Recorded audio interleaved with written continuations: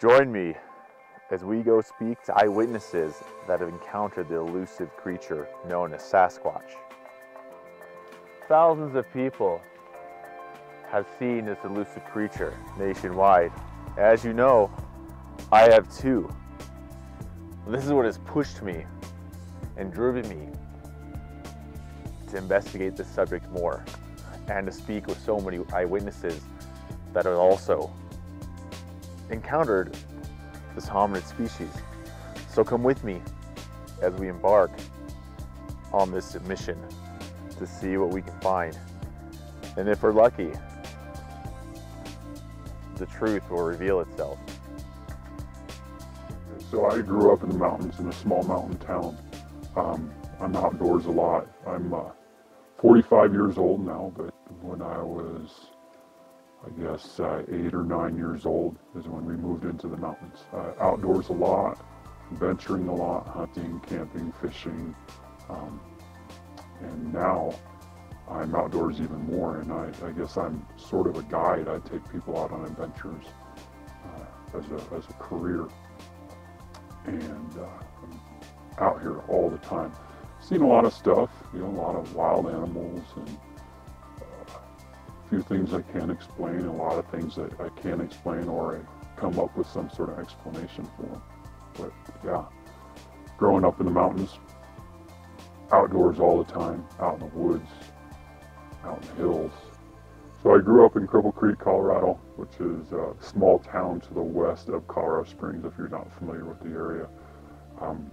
Would hike all over Cripple Creek, miles away from town. But typically where I usually would hike would be down to the south of the small town. A really rugged area. There's a place called Shelf Road, a lot of cliffs, a lot of jagged mountains, a lot of really rough terrain.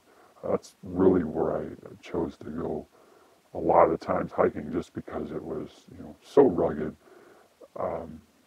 It's so off the beaten path. I would never see anybody while I was out there. It's a very beautiful area. A lot of forest area, but a lot of rocky, mountainous terrain that just took a lot of time for me to get through. It would take several hours for me to go just a couple miles because of the type of terrain that I was in.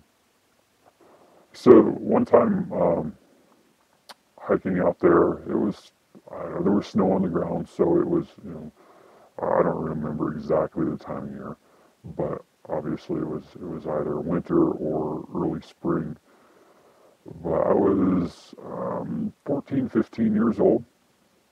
Like I said before, I had adventured a lot out there, but I was just out hiking, had my backpack with some basic gear on it, and just strolling along. That's probably, I don't know, a good 4 or 5 miles outside of town. Probably a good 2 or 3 miles from any road or any trail. I typically don't like hiking on trails. I don't like going where I can see people. I want to go off where I can be by myself. But anyways, I was on top of this, I guess a pretty good hill. Hill to me, probably a mountain to some people, but big open area. I had probably 100 yards to either side. One side of me was a treed area, the other side was the hill going down into the valley.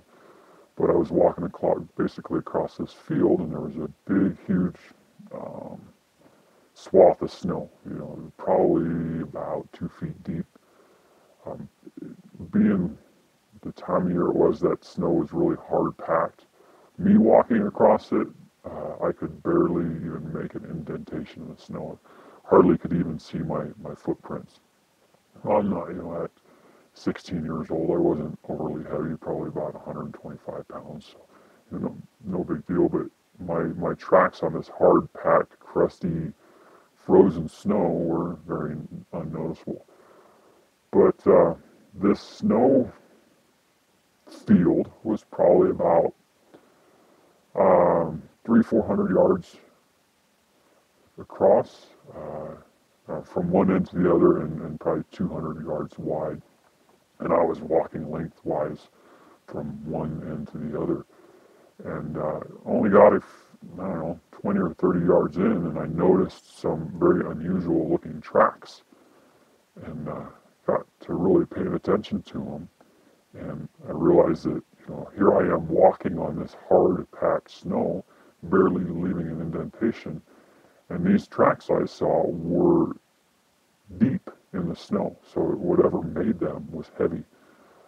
And then I, looking at them, I realized that they were human-shaped, and not just small human feet. They were a good 2 to 3 times the size of my feet, and they looked like human footprints, like bare human footprints. I could distinctly see toes and the heel and the shape of a human foot.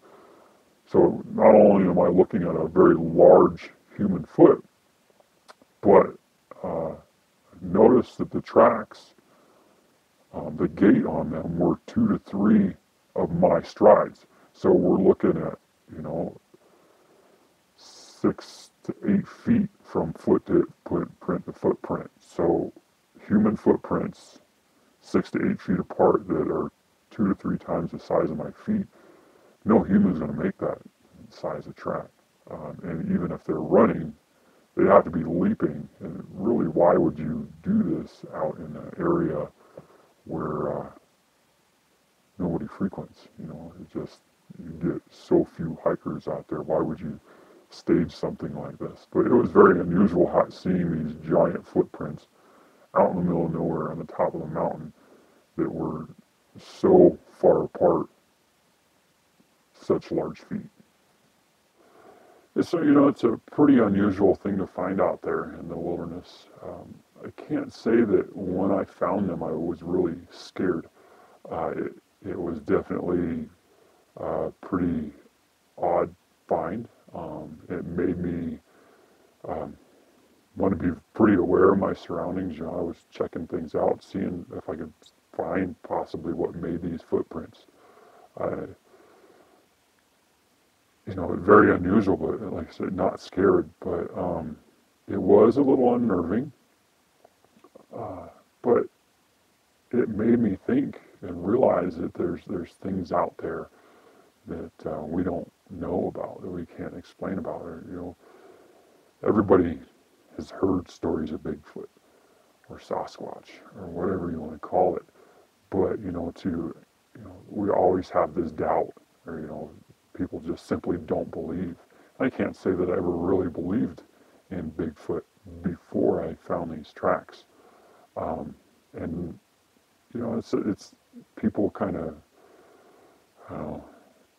if you're going to tell a real story, a lot of people are just going to think you're crazy or weird. But there's a huge amount of people that do believe, that have seen something, and we're talking about everyday normal people, not just I guess the weirdos out in the woods.